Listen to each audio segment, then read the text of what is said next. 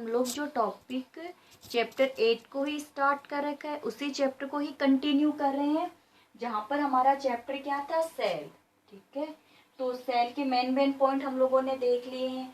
आज हम जो टॉपिक लेंगे वो क्या रहेगा, सेल की स्ट्रक्चर की बात करेंगे। तो मेन टॉपिक क्या लेते हैं, structure of cell. Structure of cell. चलिए, अब सेल के जो स्ट्रक्चर, क्योंकि सेल तो माइन्यूट है ना, इतनी माइन्यूट है कि इसको अपन नेट आई से सीन नहीं कर सकते। इसको देखने के लिए माइक्रोस्कोप की रिक्वायरमेंट होती है। जब कोई भी सेल्स है उसको माइक्रोस्कोप के नीचे अगर देखा जाएगा तो उसमें कौन कौन से पार्ट्स है वो हमें सीन होते हैं। तो सेल की स्ट्रक्चर या बता सकते हैं component of cell, components of cell.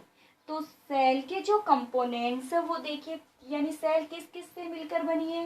तो सेल के कंपोनेंट्स क्या क्या है, तो फर्स्ट ऑफ ऑल है सेल मेम्ब्रेन। फिर उसके बाद में अपन करेंगे सेल वॉल। ध्यान में रखिएगा, कंप्लीट क्वेश्चन एक साथ नहीं आएगा बोर्ड में, छोटे छोटे पार्ट में डिवाइड होकर के आएगा। फिर बात करेंगे साइटोप्लाज्म की, स्टडी करेंगे। उसके बाद में स्टडी करेंगे हम लोग न्यूक्लियस की। ठीक है, तो सेल के कंपोनेंट्स की अगर अपन बात करते हैं तो सेल में कौन कौन से कंपोनेंट्स है, cell membrane, cell wall, cytoplasm and nucleus. अभी हम लोग ये नहीं देख रहे कि प्लांट सेल की बात हो रही है कि एनिमल सेल्स की बात करें। अपन एक पर्टिकुलर सेल को ही ले रहे हैं, चाहे वो प्लांट सेल हो चाहे एनिमल सेल्स हो। अगर अपन यहाँ देखते एक सेल की बात करते हैं तो देखिए, जैसे मैं ऐसे बना दूं, एक बार एक नॉर्मली स्ट्रक्चर बना दूं, ना तो प्लांट सेल्स लिए मैंने ना ही एनिमल सेल्स लिए, बना लिया। फिर उसके बाद में देखिए इसके बिटवीन एक सेंट्रल पॉइंट बना देते हैं, ये लीजिए ऐसे ऐसे डॉट डॉट डॉट दिखा देते हैं अपन इसमें। ठीक है, यहाँ पे कुछ और स्ट्रक्चर्स बना देते हैं। एक बार नॉर्मली स्ट्रक्चर बना रहे हैं आपको केवल समझाने के लिए ही। तो चलिए अब अपन पॉइंट, जैसे ये अब बस रफली डायग्राम है आपके सामने, एक बार इसी डायग्राम से अपन देखते जाएंगे। तो देखिए फर्स्ट ऑफ ऑल तो अपन क्या लेते हैं, सेल मेम्ब्रेन। तो देखिए ये आउटर कवरिंग है ना, थिन आउटर कवरिंग हो जाएगी सेल मेम्ब्रेन। कई बार क्या होता है कि सेल मेम्ब्रेन के बाहर एक और थिक वॉल प्रेजेंट होती है, तो उसका नाम क्या हो जाता है, सेल वॉल हो जाता है। ये सभी में, ये प्लांट और बैक्टीरिया में पाई जाती है, एनिमल सेल्स में सेल वॉल नहीं होती है। फिर देखिए बिल्कुल सेंटर के अंदर एक स्फेरिकल स्ट्रक्चर है, जिसको क्या बोल दिया, न्यूक्लियस। अब देखिए ये रहा न्यूक्लियस की मेम्ब्रेन, है ना, और ये क्या है, ये क्या हो गई, सेल मेम्ब्रेन। तो न्यूक्लियर मेम्ब्रेन, सेल मेम्ब्रेन के बीच में ऐसे ऐसे जेली लाइक सब्सटेंस बना हुआ है, जिसको क्या बोलते हैं, साइटोप्लाज्म बोलते हैं। ये तो मैंने ऐसे नॉर्मली ही डायग्राम बनाया है, नेक्स्ट वीडियो के अंदर अपन प्लांट सेल और एनिमल सेल की स्ट्रक्चर भी बनाए, बस ये समझाने के लिए था आपको। तो सेल किस किस से मिलकर बनी है, cell membrane, cell wall, cytoplasm और न्यूक्लियस से मिलकर बनी है। आज हम जो टॉपिक ले रहे हैं वो क्या करेंगे, सेल मेम्ब्रेन से बात करेंगे। देखिए सेल मेम्ब्रेन क्या होती है कि जो सेल की आउटर थिन लेयर, कैसी है ये, outer thin layer of the cell to separate from the one cell to the another cells. यानी कि जो सेल की थिन वाला portion, thin membrane, transparent part, जो जैसे मान लीजिए यहाँ पे मैं एक सेल और बना दूं, है ना, तो ये इसकी क्या हो गई, ये इसकी सेल मेम्ब्रेन हो गई। तो ये वाली सेल मेम्ब्रेन इस वाली सेल मेम्ब्रेन दो सेल को आपस में क्या कर रही है, सेपरेट करती है। तो दो सेल को आपस में सेपरेट करने का काम किसका होता है, सेल मेम्ब्रेन का होता है। जो सेल मेम्ब्रेन ही कैसी है, ट्रांसपेरेंट है, थिन है। साथ साथ में जो सेल मेम्ब्रेन होती है, इस सेल मेम्ब्रेन के अंदर ऐसे पोर प्रेजेंट होते हैं। इस पोर के थ्रू, है ना, इस पोर के थ्रू रिक्वायर्ड जो मटेरियल होते हैं वो इस सेल के अंदर एंटर कर सकते हैं और बाहर भी जा सकते हैं। यानी cell membrane allow the substance inward and the outward, यानी सब्सटेंस को बाहर जाने और अंदर जाने, यानी बाहर आना है अंदर जाना है, तो अलाउ हो गया ना। The cell membrane permit the allow inward outward of the substance, so is known as the plasma membrane.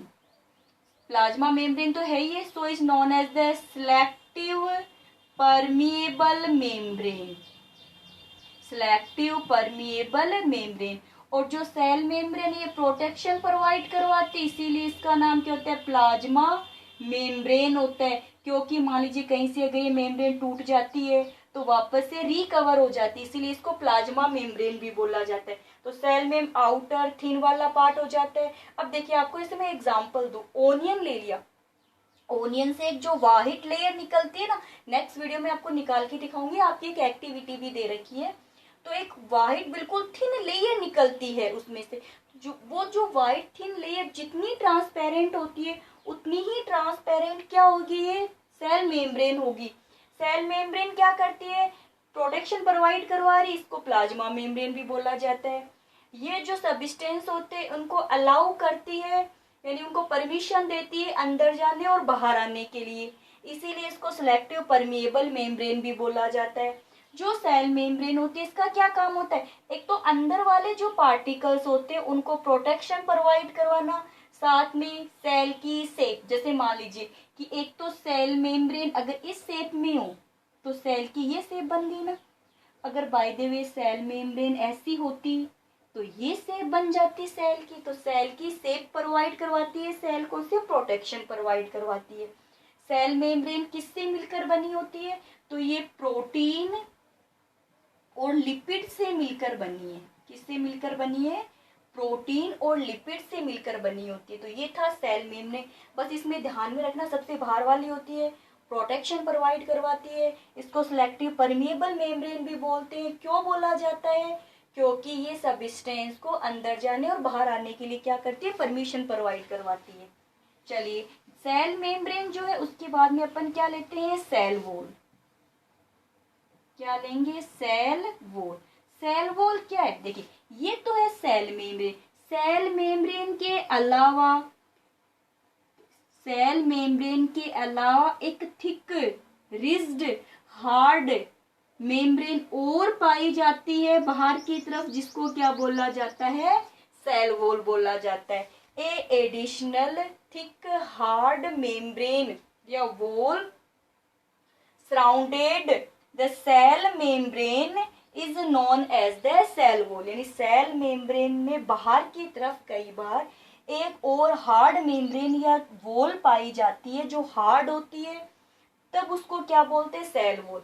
अब ये ध्यान रखना, ये सेल वॉल प्रेजेंट कहाँ कहाँ होती है। जो सेल वॉल जो होती है ये एक तो प्लांट सेल में प्रेजेंट होगी, एक बैक्टीरिया में पाई जाएगी, ठीक है। प्लांट सेल्स और बैक्टीरिया में पाई जाती है जो सेल वॉल होती है। वो एनिमल सेल के अंदर सेल वॉल क्या होती है, अब्सेंट होती है। एनिमल सेल में सेल वॉल नहीं पाई जाती, ये आपको ध्यान। अब सेल वॉल का भी वही काम होता है कि सेल वॉल क्या करती है कि प्लांट्स को एडवर्स कंडीशन के अंदर प्रोटेक्शन प्रोवाइड करवाती है, जैसे ड्राई कंडीशन हो जाए, मॉइस्ट हो जाए, में टेम्परेचर हाई हो जाता है, टेम्परेचर लो हो जाता है, कई बार रेन नहीं होती है, कई बार रेन ज्यादा हो जाती है। तो ऐसी जो एडवर्स कंडीशन होती है जिससे प्लांट की जो सेल है डिस्ट्रॉय हो सकती है, उन कंडीशन के अंदर ये प्लांट्स को क्या प्रोवाइड करवाती है, प्रोटेक्शन प्रोवाइड करवाती है। और साथ ही साथ में शेप को भी मेंटेन करने का काम कर देगी। तो ये है सेल वॉल। तो आज इस वीडियो के अंदर हमने दो टॉपिक किए, एक टॉपिक का नाम है सेल मेम्ब्रेन और एक टॉपिक का क्या नाम है, सेल वॉल। अब सेल वॉल किससे मिलकर बनी हुई होती है, तो जो सेल वॉल होती है उसका फॉर्मेशन देखिए, कार्बोहाइड्रेट है। उन कार्बोहाइड्रेट क्या क्या नाम है, एक तो है cellulose, hemicellulose, cellulose, hemicellulose, pectin, ये सब मिलकर के किसका फॉर्मेशन करते हैं, सेल वॉल का। अब अगर हो सकता है नोट्स में अगर नोट नहीं किया हो तो आप वीडियो को देख करके ये भी नोट कर लेना कि सेल मेम्ब्रेन तो किसकी बनी हुई है, प्रोटीन और लिपिड की बनी हुई है। लिपिड की जगह आप फोस्फोलिपिड भी लिख सकते हो। ये तो है प्रोटीन। और सेल वॉल किसकी बनी है? सेलुलोज, हेमीसेलुलोज और पैक्टिन। सेलुलोज और हेमीसेलुलोज और पैक्टिन है क्या? सभी के सभी कार्बोहाइड्रेट्स की फॉर्म होती है। ठीक है, ये टॉपिक था सेल मेम्ब्रेन और सेल वॉल का। नेक्स्ट वीडियो के अंदर पर साइटोप्लाज्म और न्यूक्लियस से रिलेटेड स्टडी करेंगे। तो आप इस वीडियो को अच्छे से देखेंगे, आराम से टॉपिक को समझेंगे।